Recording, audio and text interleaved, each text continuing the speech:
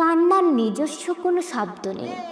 পৃথিবীতে সব কান্নার ভাষায় এক, সব কান্নার দৃশ্যপট এক। ভিতর ভাঙার সাথে সাথে চোখ ভেঙে জল গড়াতে থাকে। তবে এই স্থান কালার ধরনটা ভিন্ন। কেউ ভেতরে ভেতরে গুমড়ে কাঁদে, আবার কেউ সশব্দে চিৎকার করে। একটা মানুষের সর্বোচ্চ প্রকাশ হলো কান্না। কান্না এবং দীর্ঘশ্বাস যদি না থাকতো, পৃথিবীতে মৃত্যুর হারটা আরো বহুগুণে বেড়ে যেত। কি অদ্ভুত! জীবনের পরম ভালো লাগার মুহূর্তগুলোই একটা সময় এসে কান্নার কারণ হয়।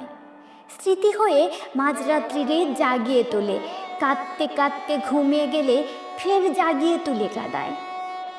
কান্না প্রকাশের কোনো শব্দ নেই। এই যে আমি প্রকাশ করতে চাইছি, অথচ তার লেখনী হয়ে যাচ্ছে অন্য ৮-১০টা লেখার মতো।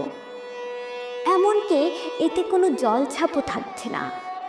আসলে কান্নার কোনো শব্দ হয় না, এটি কেবল ভাঙতেই জানে, ভেঙে ভেঙে গড়িয়ে যায়।